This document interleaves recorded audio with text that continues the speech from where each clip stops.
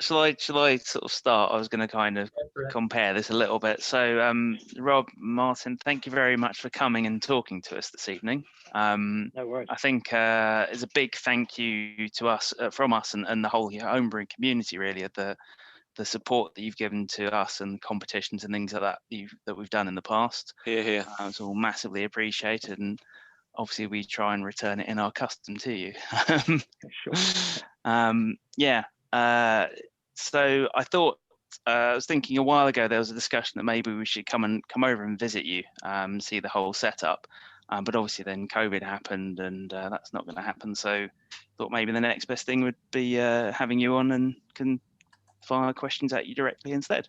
So we've got 15 or so questions, I think, from various members. So I'll just sort of put them into the chat, read them out as we go, and up to you to how you want to answer them, really. So first question was, how did you come to start the Malt Miller? Okay, well, it's back in about 2006, 2007, that sort of time. I'd been going out to the States. We used to go out to the States for Thanksgiving every year. And I was drinking a beer out there called from a brewery called Magic Hat, and it was a specific beer, was Magic Hat number 9.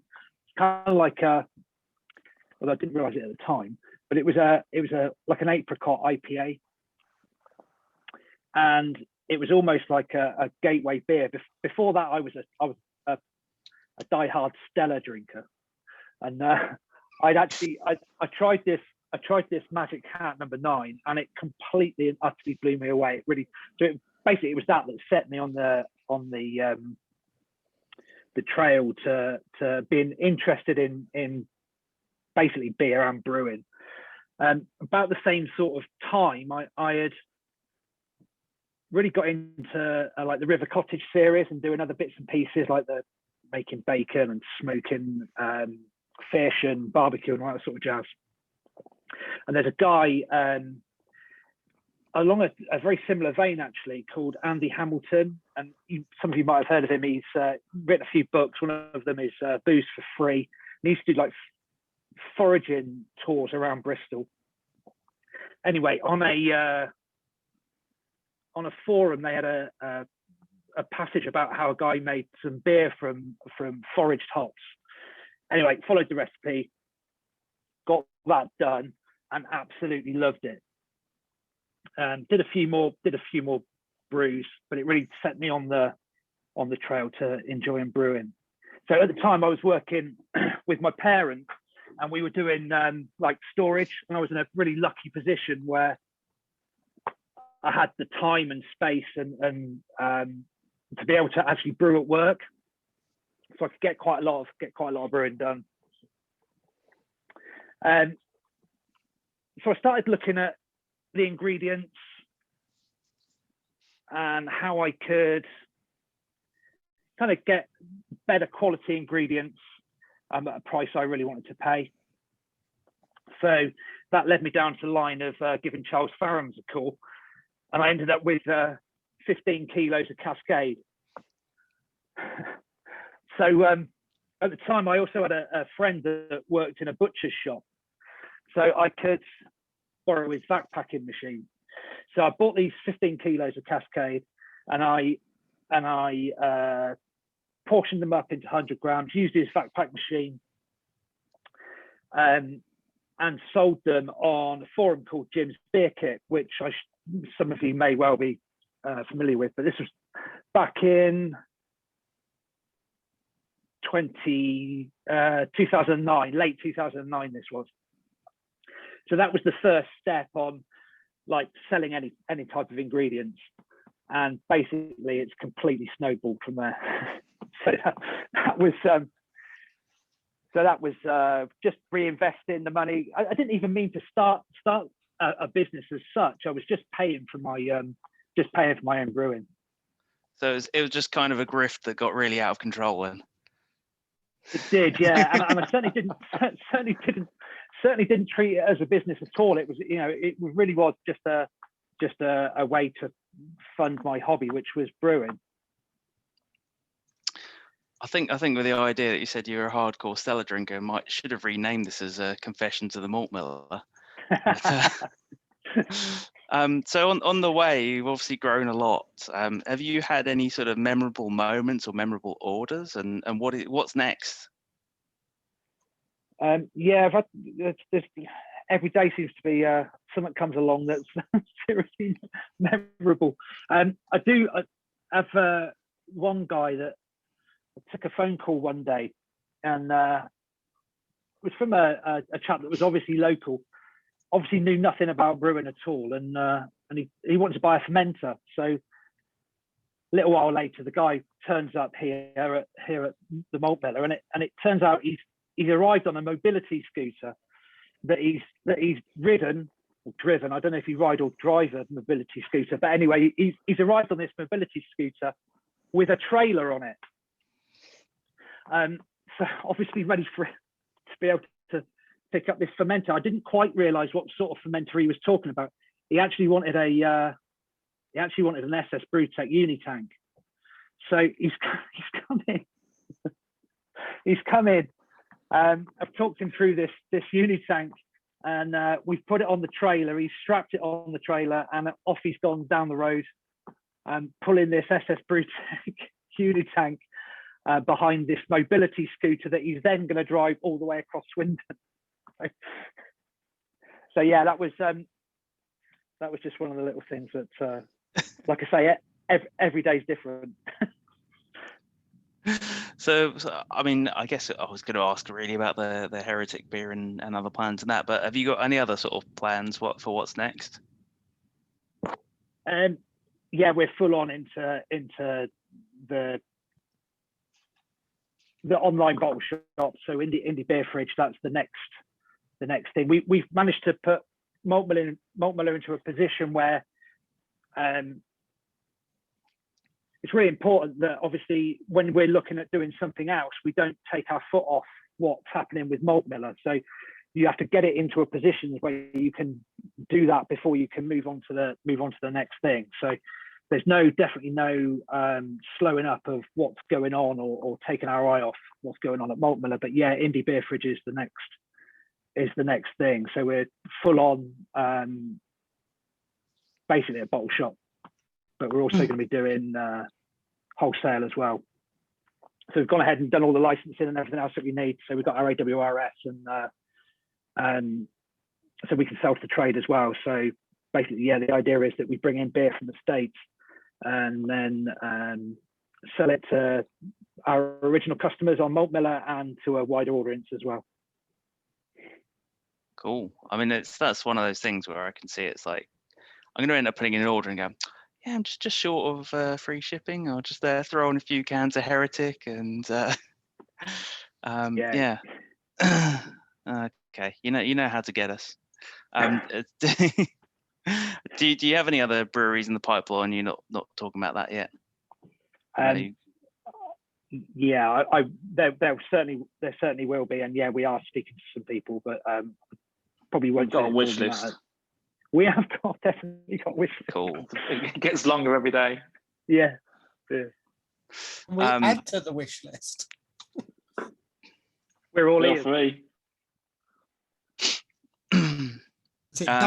There'll be a good one to get over. You don't see them over here. Say again, buddy. Dovetail. They do like really good lagers in the US, but you don't really see them here. I don't know. That would just be for me, maybe, but no, it's the sort of thing we're looking for. Is that like the sort of niche stuff that's definitely got to be independent, obviously. Yeah, it's just exciting times. You know, it'd be nice to bring some stuff over that people over here haven't drunk before. I think it's also it kind of has a synergy in the fact that at the moment we've started with a home brewer who turned into a brewery, but also it's a kind of like finding the premium, the quality, the product we want to drink and that we think everybody else would want to drink. Cool. Yeah, so Steve had asked that. And Steve Smith also asks, what are the impacts of Brexit on ingredient supplies? I think I paraphrase some of these questions that people had given me originally, but I think that's about right from Steve. Yeah, Brexit's been a bit of Well, it's easier to talk about it now because we're kind of like through the other side of the first sort of two months of 2021, which were, you know, a shocking as far as being able to get stuff done. It's made the shipping of everything a lot more difficult. Now we're, like I say, we've kind of worked through it, so it's getting easier. Ingredients wise, for us, shipping stuff out is more important than shipping stuff in, because we ship it in bulk, so you're only dealing with one. You're only dealing with, you know, a person when you're bringing in, you know, tons of malt. So that's relatively easy. No, it's not relatively easy. It's easier than it is dealing with 100 individual customers. But we opened up to you know, the rest of Europe late last week, and yeah, we're going okay. But it has been tricky. There's definitely certain things that we can't send. Lactose, for example. A few other bits and pieces. What's restricted about lactose? I mean, I remember very early when I started brewing, there was one homebrew shop online that said, if you buy more than X amount of lactose, we have to report you to the police, because I presume local drug dealers were using it to cut cocaine or something. Yeah. Okay. Oh, that'll explain things. Yeah, I sent something to my son in Milan over 6 weeks ago, and it contained a little bit of lactose. Yeah. And I thought, this looks a bit dodgy. Is he going to get through it? I don't think it's that. It's other things, but it's been absolutely shocking getting stuff over into Europe. You have to certify the lactose, animal origin, though, isn't it? More a DEFRA thing, Rob? Well, this is the thing. Yeah, that is what they're saying. But to be honest, it should fall into the different category of, because it's so processed. Because it's so processed, it shouldn't need that. It shouldn't need that certification. I think that some of the rules are being applied absolutely. I think beyond over the next little while, rules themselves. Yeah, I think over the next little while, the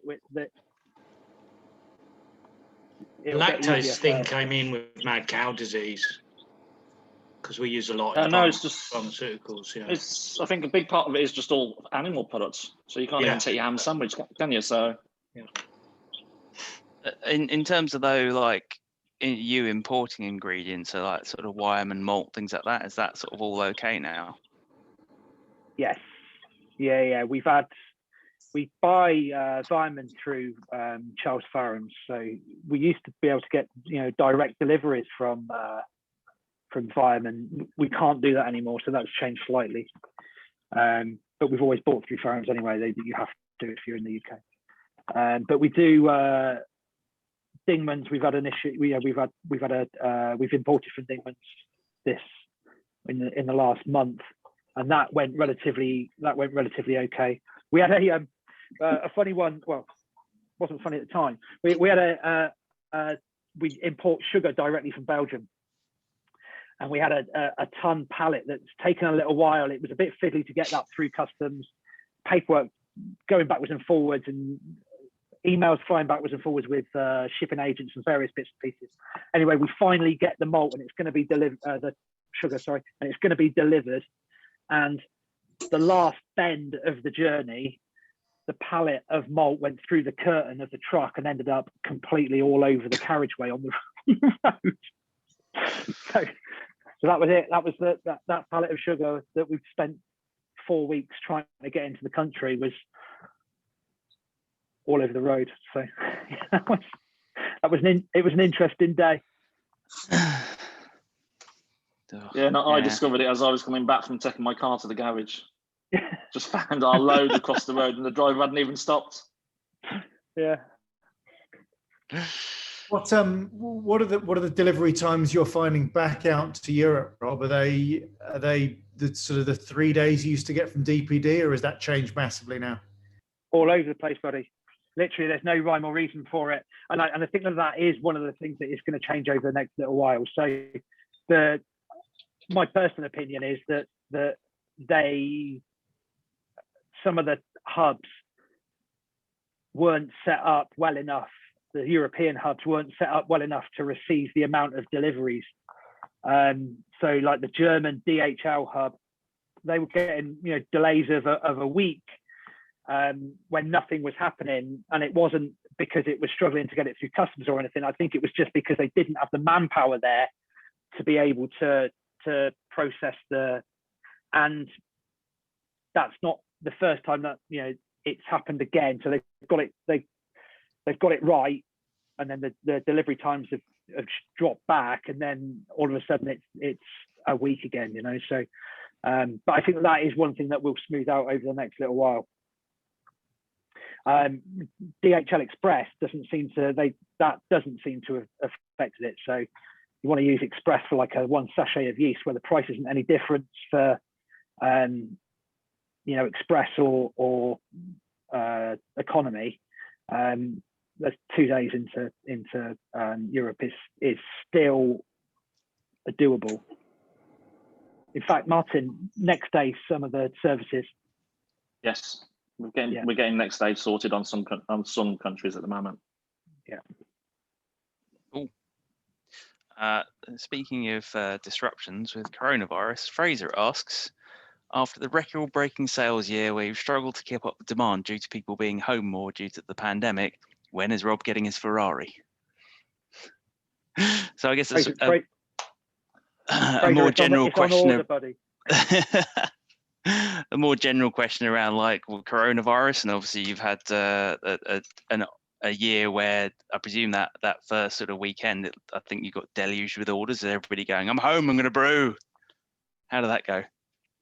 Yeah, it certainly took some managing. You know, we realised that it was there was no complaining going on. You know, it was Imagine waking up and you go into work on a Monday, and you've got 4 times the number of orders, and they're all 4 times the size, and all your staff are having to stay further away from each other. And it's just like, we need to order more stock, we need to get more people, we need more space. Has it sort of precipitated any more permanent changes? I mean, do you think order volume is going to stay up? Or is it? I wish I knew the actual answer to that question, but we have to work to you know, be able to cope with the amount of orders that we've got. So there's been loads of changes here. It's been a really interesting time to be in business, without a doubt. You know, trying to manage a very, very quick growth is always going to be very difficult, especially if you only think that it's going to be like very short term. But that very short term keeps on extending. So yeah, we don't know. I've got no idea how long it's going to go on for. But when I started the business, we were just coming out of the recession in sort of 2008, 2009 recession, and that created an uptake in definitely created an uptake in home brewing, and it's not really gone down from that. So I suspect that there will be a drop off once things start returning to some sort of normal, absolutely without a doubt. But at the end of it, I'm sure that there will be more people brewing than there was at the start of it. Yeah, Rob, did you notice a big increase in the number of new customers coming in, or is it just your existing customer base ordering more? No, they were ordering more, but a massive amount of new people, and it really shows in the different types of emails that we were receiving, the phone calls that we were receiving. You know, the type of questions that people were asking, you could tell that they were just completely brand new to brewing. I can't go to the pub. Yeah, exactly that. Yeah. Well, that's good news though. It's like even if only like 50% of them hang on and stay in, that's more new homebrewers coming in. So it's great. But it's fantastic. Yeah. It benefits all of us, because it just allows, you know, we can just, if the whole movement moves forward, it's just of a benefit to all of us. It just means different equipment, different ingredients, you know, there'll be more available to the homebrew market, without a doubt.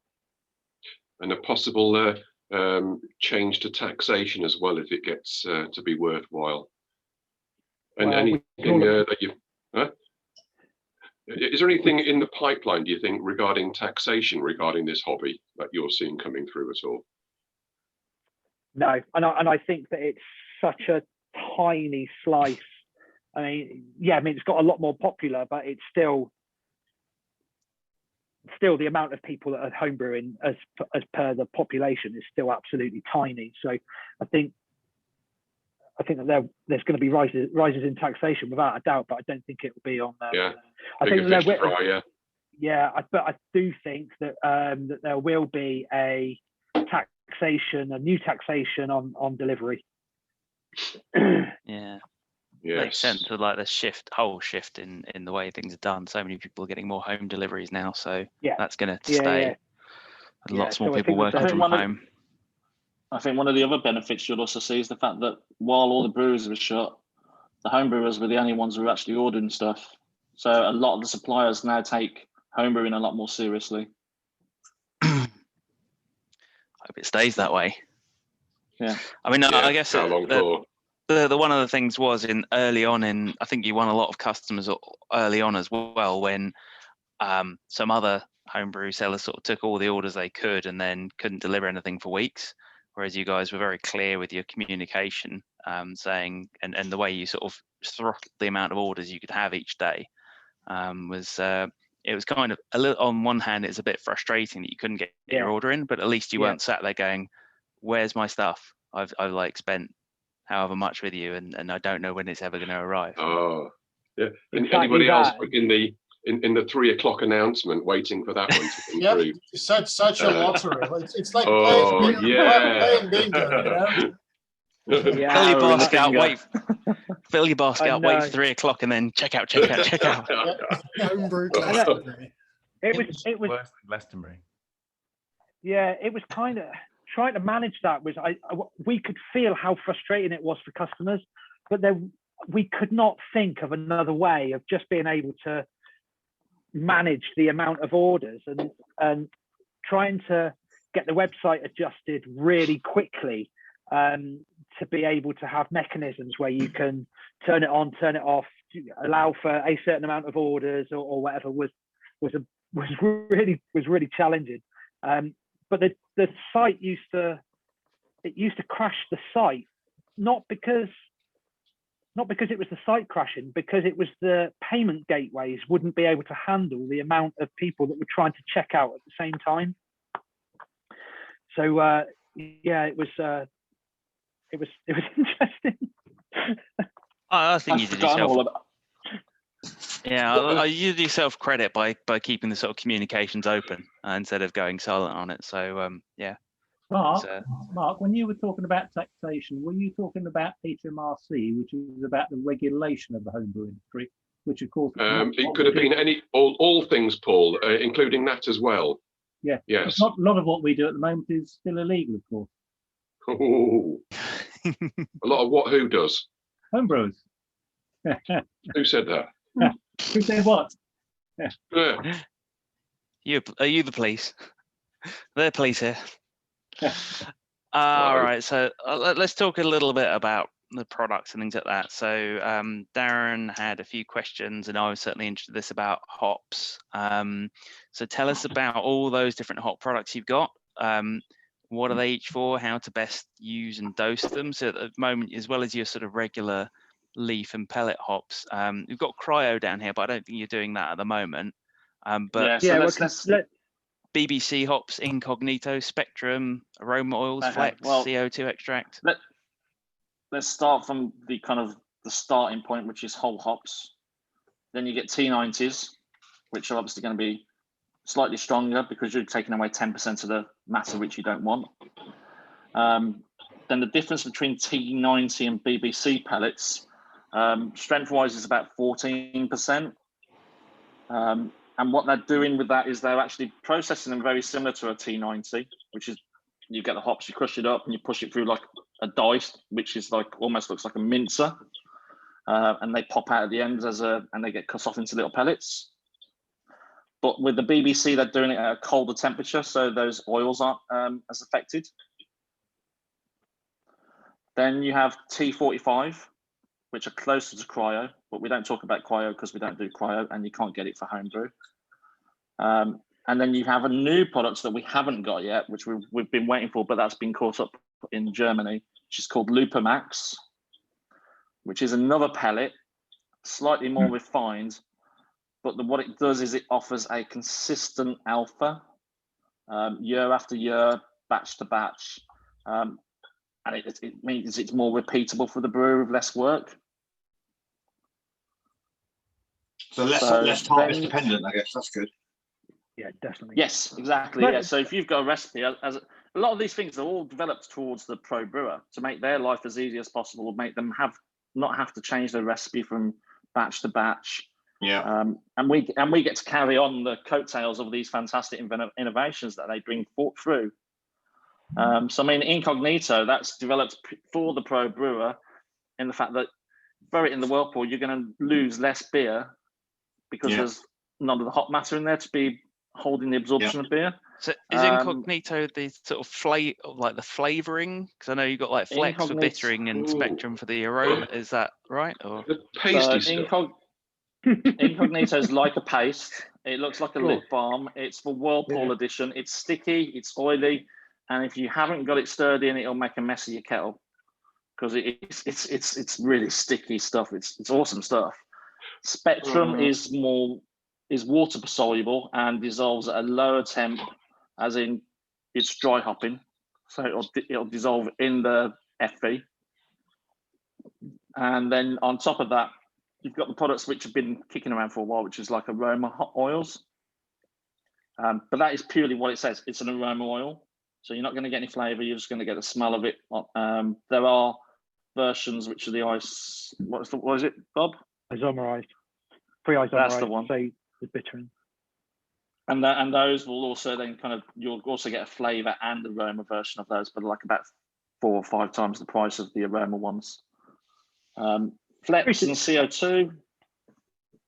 Sorry, it's true to say about the aroma oils is they're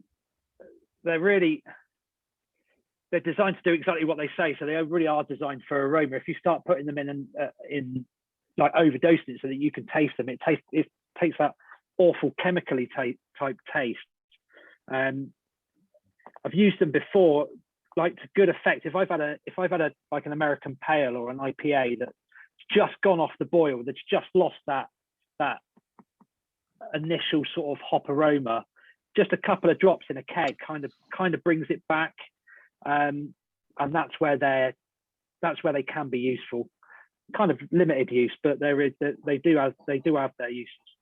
I think that a lot of people have tried those, Rob, and they've ended up with something, as you say, a bit chemical tasting, a bit false. Too much.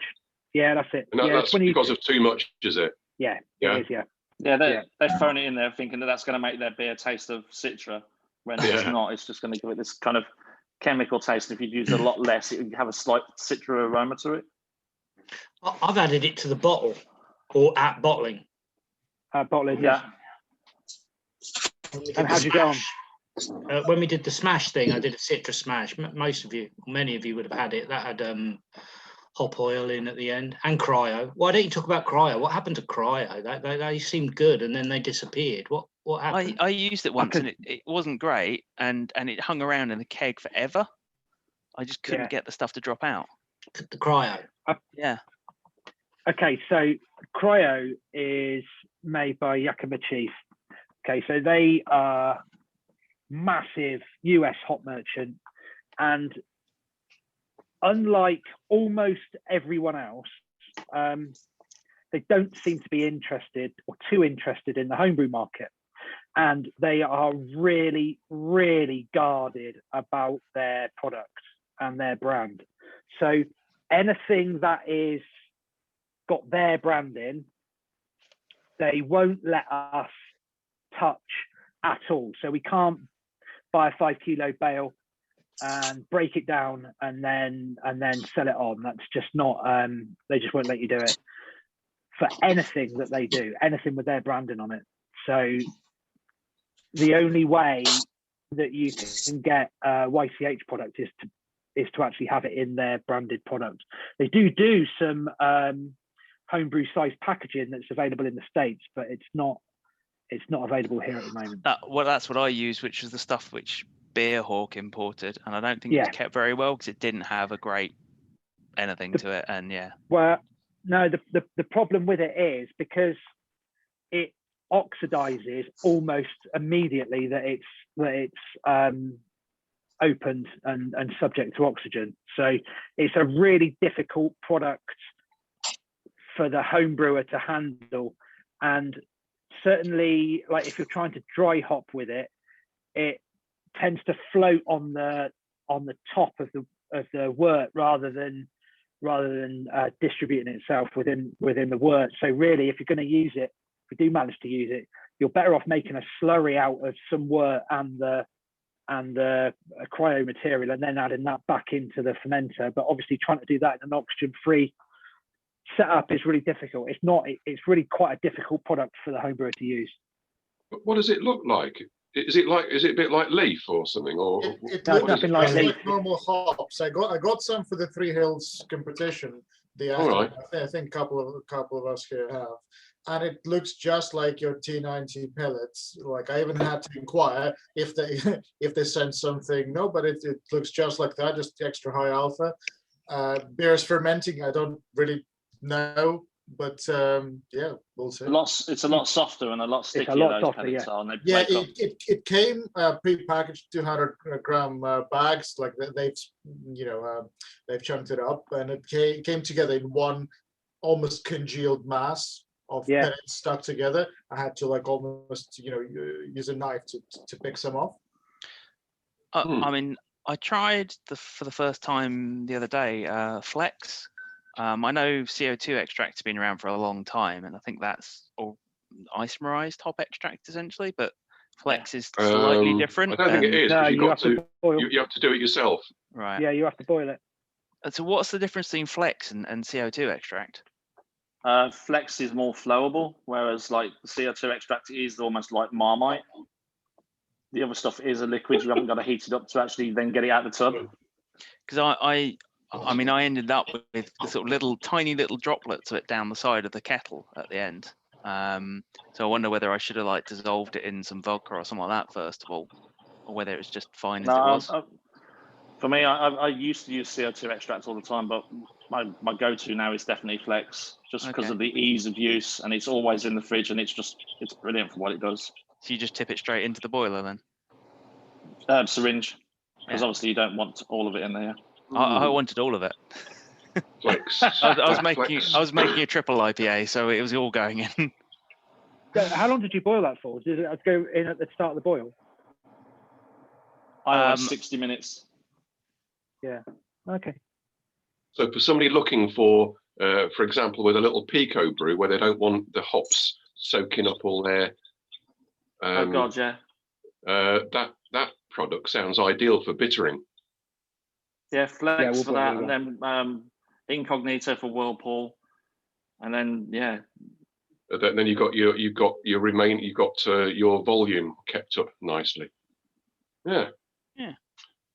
Interesting. You sold do you still sell the hop terpenes? No, that was a one-off purchase. So that's from maniacal yeast in the States, and they were crazy things. They were. I was worried about bringing them in because I thought people aren't going to pay that for what they are. Because I mean, there was no money in it. It's to make profit on them, but they were just so unique and different. We wanted to try them. I've not actually. I need to speak to him again actually, because we tried to do. It started off with the Bressa Nyman's Facebook group that they wanted to do a yearly, a kind of regular different group buy with different yeast suppliers. So Vinny and I would kind of come up with who we'd talk to next, and then he went off and spoke to Maniacal, and I says, "Oh yeah, I'd heard of them," and we bought some yeast, and everybody had pre-ordered it, and we shipped it out to them, and then we also tagged on some yeast to sell on the site, and that kind of kept rolling around different yeast companies that we've been working with now. Cool. But I do need to go back to him at Maniacal and see if we can do it again. Yeah, I mean, I'm certainly interested in the hop terpenes at some point. The price point doesn't bother me too much, but I was just interested in what they do, really. Rob, Rob, did you say you'd be doing Lupo Max? Yes. Yeah, we got a problem with Lupomax because it's like Martin said, it's stuck in Germany, so they're struggling to get it out of Germany at the moment. But yes, we will have had we were supposed to have it ages ago. But like I said, Citra and Mosaic are the first two. Eventually, we will have it. Whilst we're talking about the hops, going back to the aroma oil, I've tried a few of yours, Martin and Rob. By far the best one, I thought, was the Styrian Goldings. But I ain't seen it for ages. Not seen it for ages. I think the name's been changed. Yeah. This has got to be 3 years ago, I think, that I saw it last. That might be something that we can relook at. I think that probably I had a trim down as stuff that wasn't some bits and pieces that weren't quite selling quick enough. Oh, right. But we can. I'm not asking. There's a new one that we've just launched, which is the PHA varietal top note, which is Golding, and I think that is based on Styrian Goldings. Yeah. All right. Okay. That's because we have. Rob trimmed it down, and I've expanded the range. Sorry, didn't tell you. Well, sometimes you might not. I don't know what sort of feedback you get on these sort of things. I suppose the sales give you the feedback, don't they? Yeah, and obviously emails. Yeah.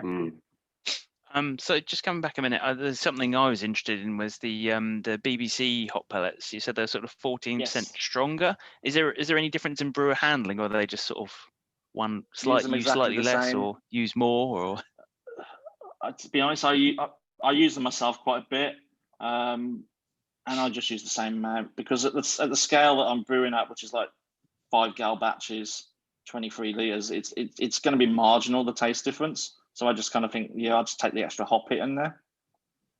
Cool. But it's all about. One thing that I'm interested in is, and I heard Scott Janish doing a talk with, I think it was the Worcester Homebrew Club, and he was talking about layering of different hop products, but the same hop varietal. So it's like he was saying, like using T90s and then cryo and then incognito and just layering it, and it will bring out different characteristics in the hop. Be a really good experiment to do. I think it's basically about using the correct product in the correct stage of the brewing. We've had a few issues with some of the products where people are not realizing that some are used for like the hot whirlpool, otherwise they won't dissolve into the wort. So yeah, I think it's as much about knowing how to use the product, but the layering using different type of hop products is an interesting one, and it would be a great experiment to do. I think it's something like the Half do with their like all Citra everything kind of brews, that's just chucking everything Citra at it at different stages. It's what Lee did. Yeah. I did. Yeah, I had leaf, pellet, cryo, oil. There might have been something else in there as well. It was great. Tried using BBC Citra as a dry hop against the T90 Citra in the boil, just because I thought I could use less of it in the dry hop and it would soak up less brew. So a bit more kind of bang for your buck with BBC. Is that that's a good use of it. Yeah, okay. That's a good use for it. I did mine with Citra. Is there any, and that just seems to work all the way through from bittering. Is there any other hop that's as versatile that you could do that with, that you could recommend? Centennial. Yeah. Just so harvest dependent Centennial is, but when you get it on a good harvest, it's just unbelievable. Are there any other Galaxy. hops like that are harvest sort of dependent, or all of them? Or? Yeah, I mean, like the famous ones are like Simcoe. You know, some years it can be like just straight cat's piss. It really puts some people off, that sort of cattiness to it. But and other years it just doesn't have that about it at all. And I think citrus can have an element of that as well. But And Galaxy does. Yeah, And Galaxy, yeah, Citra and Galaxy. Is it I've something had you can? problems with? Is it something that's straightforward that you can tell just by sort of giving the pellets a sniff, or? The cattiness definitely comes out. It's Simcoe. If you got a catty batch of Simcoe, there's no guessing it. It's there right in your face. So when we see Simcoe on offer on your website,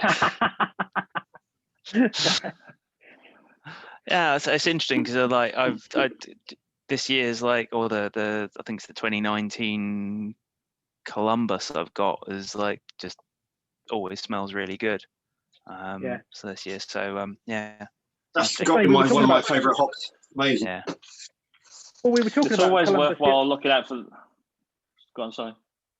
So we were talking about Columbus the other day, because when I started brewing, like Columbus was massive. Everyone was using Columbus, like right the way through the brews. You know, big West Coast IPAs using Columbus, and it's really gone out of favour. But what a fantastic hop! You know, it's wonderful. It was really noticeable, like, so making this sort of triple IPA, and I did just a pale ale before that, and just smelling the open packet of Citra next to the Columbus, I was like, wow, the Columbus has got a lot going on here. Yeah, it's worth surprising. looking out for the Barhouse report, which tells you about the harvest and how it was. And that they publish that every year, and it's free to read. You can find it online. Oh, that's cool. And that'll give you a good indication of which ones to look for.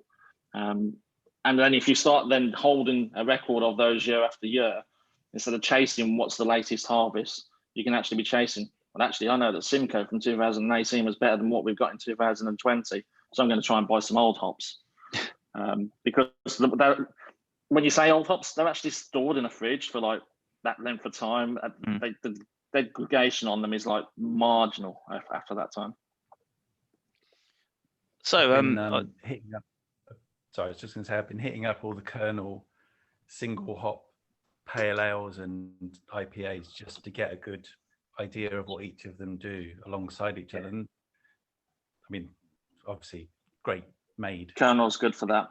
Mm-hmm. Kernel's very good for that. It's a terrible experiment to have to do, but you know. Yeah. Is it, I think Buxton at the moment have got a series of single hops, haven't they? Okay. They're great. you talk about hops though from a certain year, but does it all? It's going to depend where they come from as well, or do they all come from the same place for what comes through to the UK market? You said there, Simcoe 2018. I'm going to look out for that one because it's better than the 2020. Does that mean every packet of Simcoe that you see with 2018 harvest on it is going to be the same? I know that's a good point. Like the hops you're buying, are they all from Yakima Valley, or are they from other places as well? There's lots of growers and there's lots of merchants, and then there are lots of batches, and then lots of buyers get to buy from certain batches. It's it's a minefield. It is. But then there's branded hops that are only available from one grower, which goes back to the Yakima Chief. So they own certain brands, like for example, Artanum. No one can get hold of Artanum at the moment, and they can't get hold of Artanum because it's a YCH hop, and there ain't none left, you know. So they dug it all up, didn't they? Well, that's what we got for the Three Hills competition, which I was surprised with. I was like, that's not a hop I've seen on sale in any of the shops before. Yeah, that's right, yeah, because one brewery's bought it, I believe, Martin. Brewdog by the biggest portion, then yes. Formbridge. It's in Jaipur and it's in Punk. So the UK allocation goes to them.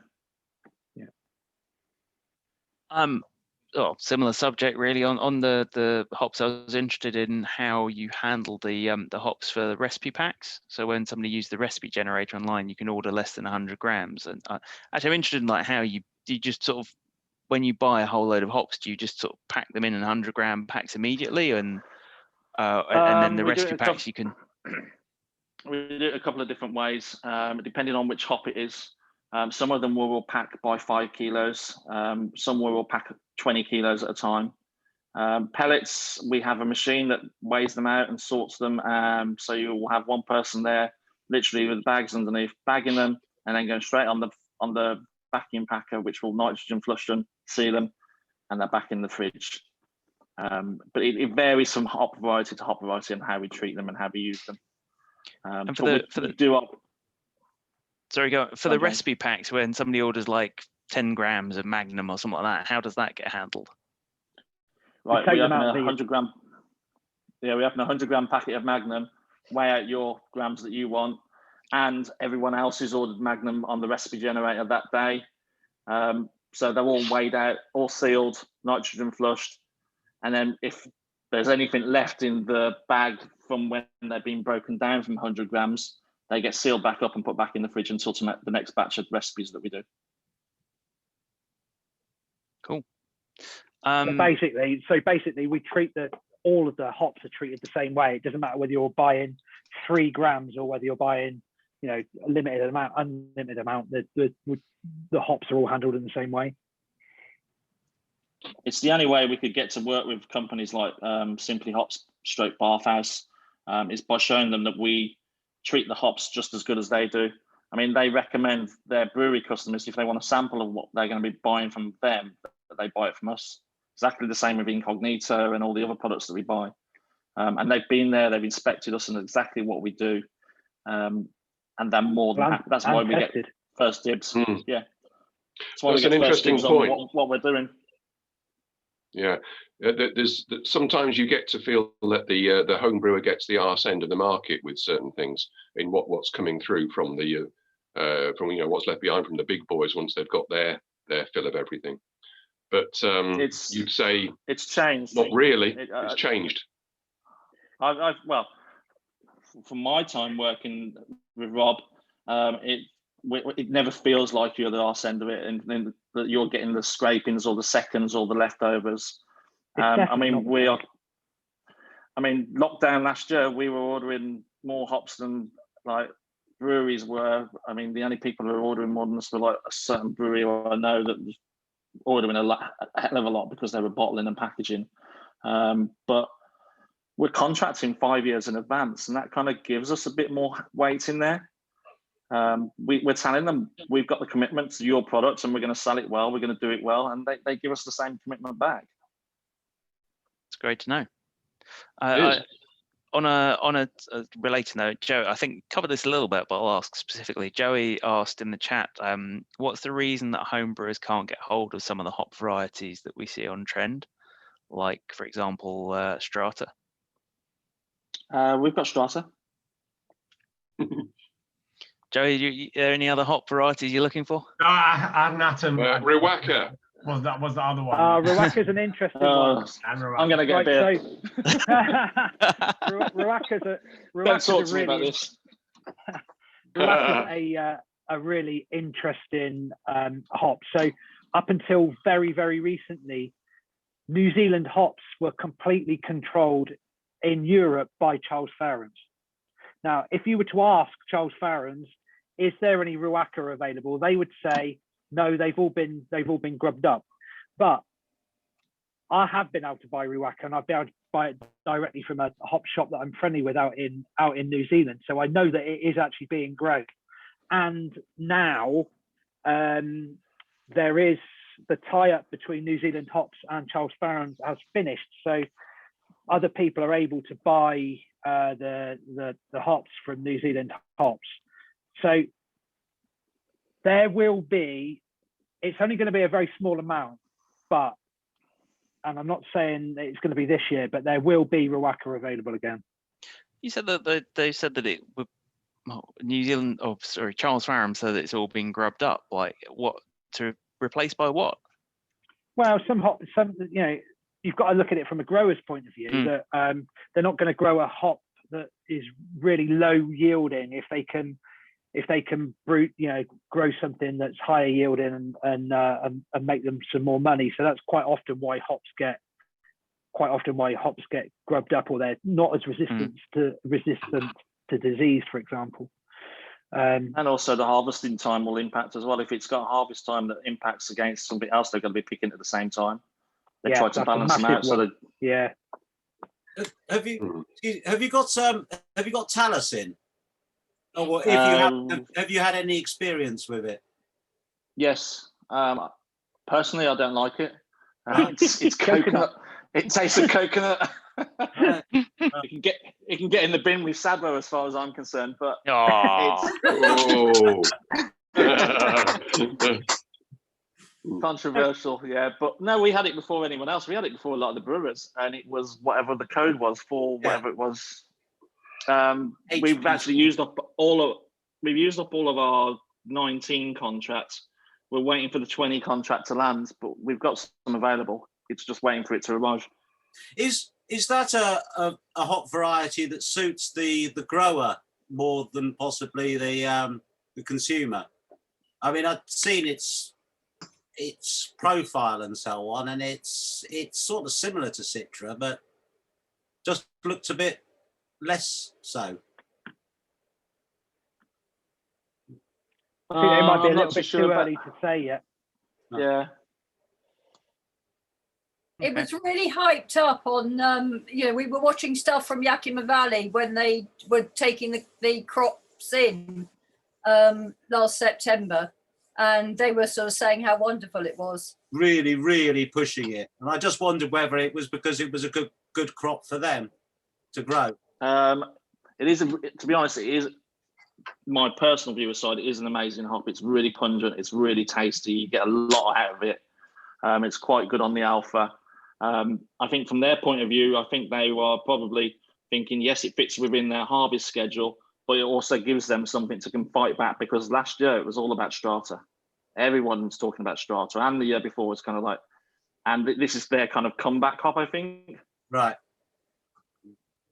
Okay. It's a great hop. I definitely recommend trying it. I just want to check. We've got, I think, 5 questions left. Are you guys okay for time at the moment? I know Rob's not at home. I'm here all night. Awesome. Yeah, so you got like I locked you in. I did lock him in on the way out. Yeah.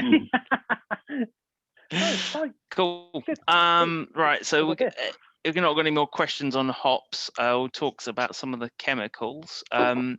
First of all, I was wondering. I came across this by accident the other day on your site. What is Aromazine? Okay, so I can give you a really long-winded answer, and I wouldn't know half the things that I'm talking about myself. Or I could say, go and watch the Ladderman video, which is an hour and a half on YouTube. But essentially, it is so when you're looking for biotransformation, it's created by an enzyme that's in the hops. The reaction depends on the hops that you're using. The reaction depends on the yeast that you're using. But they've singled out the enzyme, and it's in a packet available for you to buy. It'll change your hop flavor. They say sometimes it'll taste more hoppy, sometimes it'll change the total flavor of those hops. I've not had a chance to use it myself yet, but it looks a really interesting product and something worth playing around with. Cool. That certainly sounds interesting. And I know obviously people look for biotransformation, but it almost seems like it's can end up causing some unexpected side effects, diacetyl and things like that as well. So if there's a product that can achieve it, then that would be really interesting.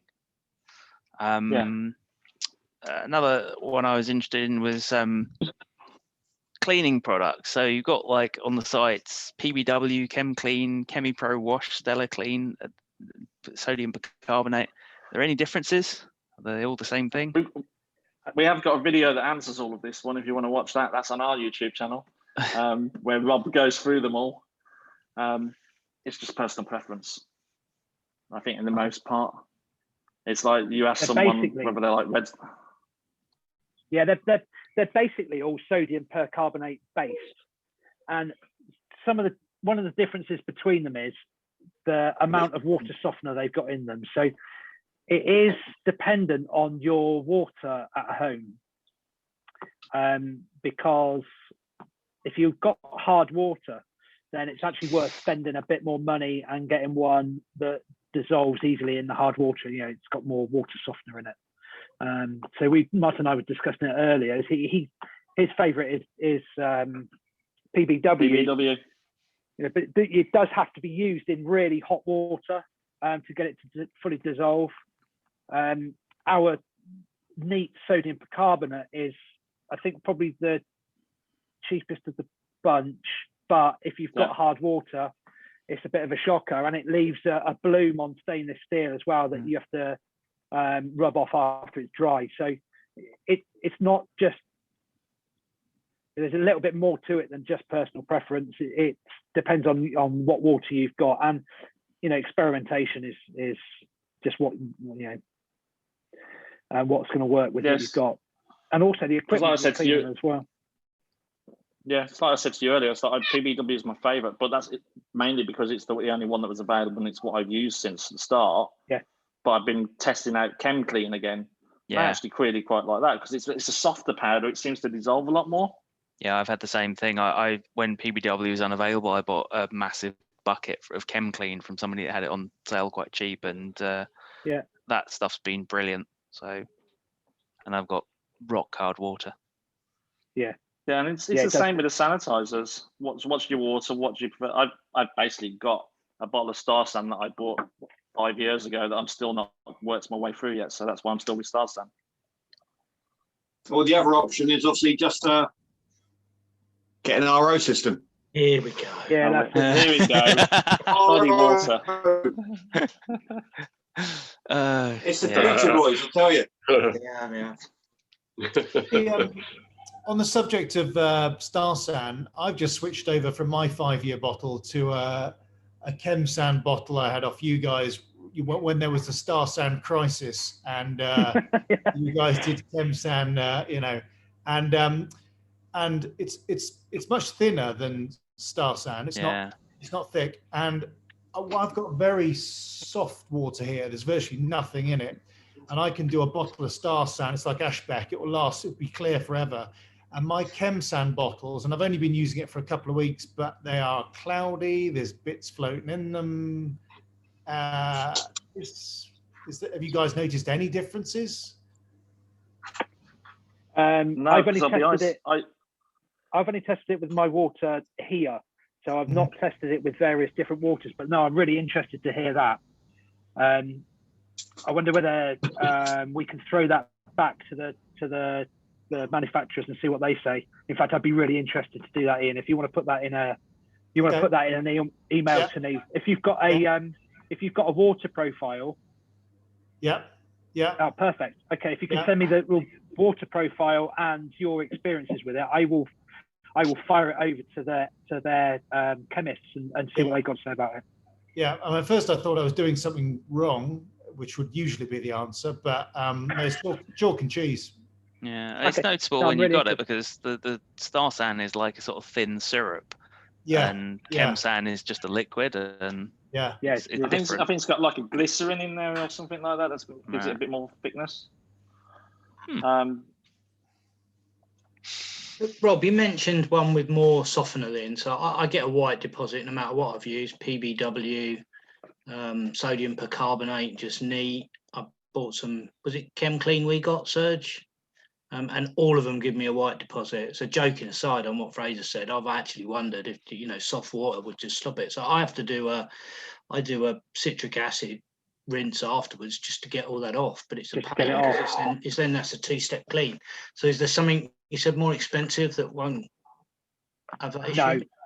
No. If it's sodium percarbonate base, mate, and you've got water that really is that hard, then I don't see any way around it, unfortunately. You're better off. A way to solve that, then, Fraser. Yeah, sorry, mate. Yeah. Just on that, Lee, I've never had this problem with sodium bicarbonate, leaving it a white, stain, as you put it. And I have London water just like you do. I mean, I rinse out with very hot water after I've used it, and don't seem to leave any residue behind. Ken, I have exactly the same issue as Lee, and I've had it with PBW, but to a less extent that I have with ChemClean. I'm not sure why, but actually, like any acid seems to get it off. So let's say after I rinse bottles with the ChemSan or StarSan or whatever, that disappears from inside the bottles for sure.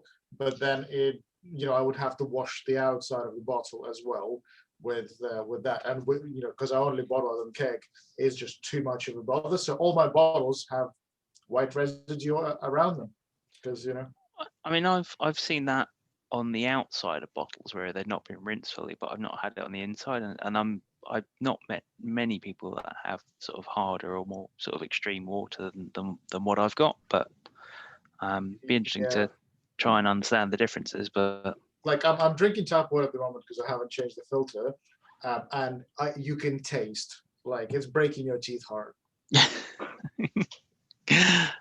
And I'm literally in North London. All right.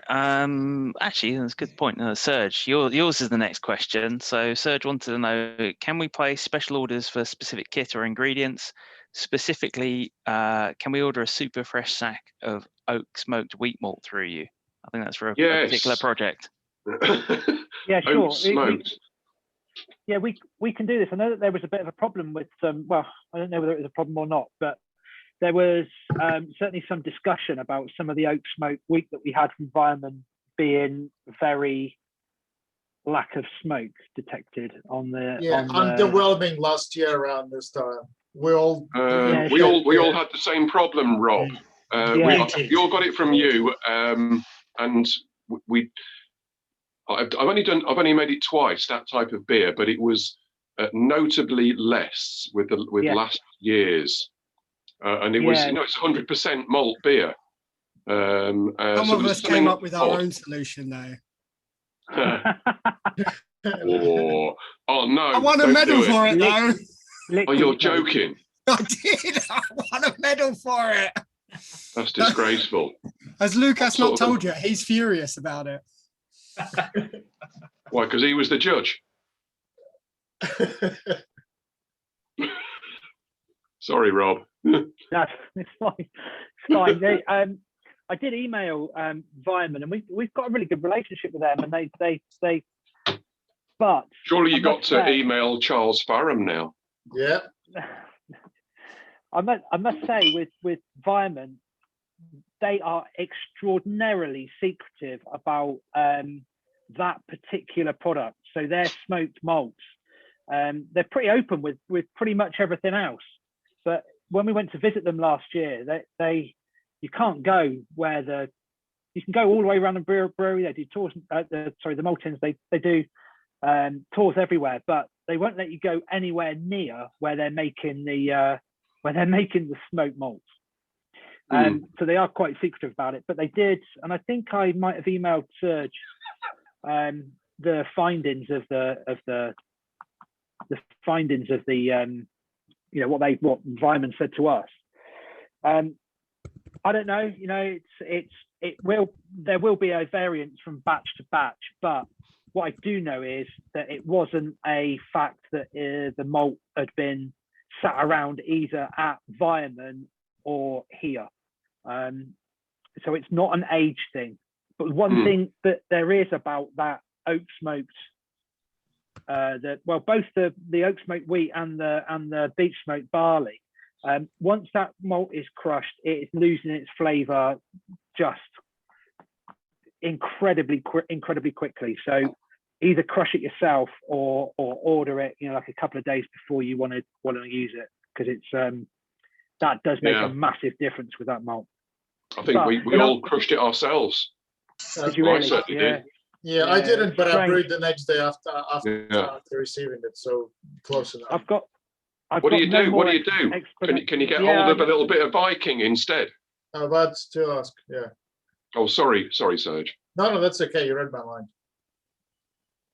mind. Did you hear that, Rob? Yeah, I did. You're talking about Viking Maltings. Yeah. It's Yeah, only you one know, bag though, isn't it? Well, no, this, you know, there are other maltsters that we're looking at, and we're looking to expand the range the whole time. We'll watch the space on that. You know, I'm not ruling anything out. But in actual answer to the question, if you wanted a bag of any malt, actually, any malt that we supply, and you want it fresh, we can phone you or email you on the day that the pallet arrives, and bosh, you can have that malt off that pallet that's come directly from the factory. So yeah, we've got that. You can do that. Awesome. Well, the situation we have, Rob, is that there's the competition running again this year. Where's Lucas? Is that right? We've got the Polish competition for making a Grodzicki. Yeah. And there are quite a few of us that want to enter into that. So we're just looking to try and get the best malt we can do. Sure. Yeah. Okay. Let's. If you wanted to talk some more about the Weimann product, then we can do that. If you want us to look at something else, then I wouldn't rule that out either. So we're here to supply customers with what they want to buy. You know. So we're never going to. Just out of interest. Just out of interest on that competition, what yeast are you using?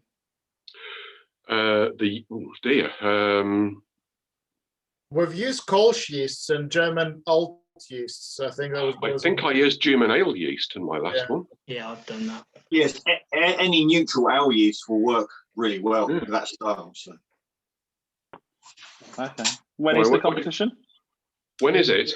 In June, I think mid-June. So we'll have to send beers to be in Poland for second week of June, which with current customs delays, we pretty much need to get brewing in the next month. I would have thought. It's the hops that are quite rare, isn't it? Sorry? It's the hops that are quite rare, isn't it? Is it Lublensky? It's we don't have to use those. Lublin hops. You can get the 2019 harvest from Cross-Contamination. They still have some, but I've not seen any in 2020. Cross my loop. I was just thinking I've got a Polish yeast supplier, and I think he does a specific yeast for it. Oh, really? Well, oh my goodness, that would be very interesting. Yep. Is that Fermentum Mobile or something? That's correct, yeah. Yeah. Oh, nice one. Yeah. There's sort of a wheat yeast there, which I think, yeah. Okay, cool. That sounds really good. Yeah. So we talked about the malt. Let's talk about the mill. Serge asked, what mill do you use to go through so much grain? And how do you clean it to avoid cross-contamination? Because he's not seen much. Okay, so we've got 3 mills actually. So we do. We've got a larger one that does the 25 kilo sacks. So it'll do a 25 kilo sack in about a minute and 15 seconds. It does. So that's where the large amounts of malt go through, and then the smaller amounts, like the less than 5 kilos, go through our 2 smaller mills. And actually, yeah, the cleaning of the mill, it's we have to mill the malts in color order. So they start off milling the lightest malts, and they just gradually get darker and darker and darker. And then once at the end of that run, the mills get completely cleaned out, and then start again. So yeah, the cleaning of the mill is really, really important. We've actually designed the website so that it prints out the malt labels in the correct order. Cool. Yeah, that's pretty good because like sometimes I don't like storing malts because I don't really have space for them. This is my living space, which is why the bits of brewing equipment here and there after the brew day yesterday. But like I sometimes get literally 100 grams, 150 because that's all I need. And like I have a careful look every so often just out of interest, and there is not a speck of any other malt in there, which is actually impressive considering you guys mill to order. Yeah, no, it's one of the things that the cleaning of the mill, you realise how important it is. It's because homebrewers are so close to the ingredients, much closer to the ingredients than any pro brewer. So not only would it affect your brew more if there was anything out, something that you weren't expecting in the grain, but it obviously visually you could see it much easier than you would if you were dealing with larger amounts of grain. So no, it's really important that the millers actually get that bit right. You ever found anything in the malt that you didn't expect, Rob? Any Yeah, quite a lot. Rocks or anything? Or? Rocks, quite relatively common. We found we had a ball bearing the other day, which is really not great in malt because you don't want it through your mill, obviously. So the mills have all got magnets on them. So yeah, we do catch out the odd bit of metal. The malt's not so much of a problem. The hops are an absolute nightmare for chaff. The 5 kilo bales, and the worst offender is definitely the UK hops. Just the chaff that's in there is incredible. Lumps of hop rope, the ropes that they use to the strings, stones, mud, you name it, in with the hops. It's quite interesting. Sandals. Sandals? Foot. What's the story? Yeah. No, you will literally find everything and anything there. Yeah.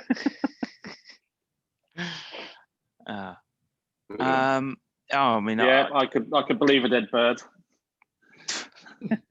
Was that in the chat? That wouldn't surprise me, Ken. Yeah. You haven't found a bat in it then? Not yet. Well, I can imagine having seen the sort of industrial harvesters of hops now, and it's like them big machines. If a bird just flew into that, it's going to be squished in there pretty quickly. Yeah, but would the bird get pelletized? No, you wouldn't know. I reckon the bird was probably we shall never know. No. You'd probably been living in the machinery until harvest time, and then. So strictly not vegan. Absolutely. Damn. All right, and final question, until there's sort of free for all for other questions. So Tom asked, have you looked at working? I've seen like you doing some of the sort of brewing kit now. Have you looked at working with some of the custom brewery kit builders in the States, such as Brewers Hardware, or have you got any other plans for sort of new hardware, that sort of thing? Yeah, we were already working with. Funnily enough, not Brewers Hardware, although I did have a conversation with them when we were over at BrewCon year before last. They do some interesting stuff, but we've got a bit of a link up with a company called NorCal, and some of the stainless steel that we're selling comes from them, and that range is going to get bigger. They do some really nice kit. So yeah, that's the yeast brink that you had? That was a beautiful bit of kit. Yeah, it is a beautiful bit of kit, but it's not quite right. So we're having there's a bit of a redesign on that, and it's going to be bigger. Using 1.5 inch tri-clamps for that is they're too small. So no, it needs to be bigger. Do the job properly. Sorry, just to explain, there's like a device where you can use it for either yeast harvesting or dry hopping, oxygen free. Yeah. So you can either dump yeast out into it, and or otherwise you can put dry hops into it, drop some beer into it, and then use CO2 to push it back up into your fermenter. Yeah, it's a really nice device. It just, like I say, it just wants to be. You just can't do it on 1.5 inch tri-clamps. It's just not big enough. The gaps aren't big enough to allow the hop pellets to travel through easily. So there's going to be, like I say, a bit of a redesign, and that will be reintroduced. Awesome. I mean, that's the end of the questions that we have for tonight. So I'm going to say thank you very much for coming along and answering all of our questions. And it's been great. There's been some really, really awesome answers in there as well, to sort of know what we should need to look out for. So thank you very much for coming along, guys. No worries. Thank you, Dan. And yeah, I'm sure there's going to be more questions after this as well. So cheers, guys. We'll hang around. Cheers. Cheers. Thank you. Hold on. Thank you, Rob and Martin.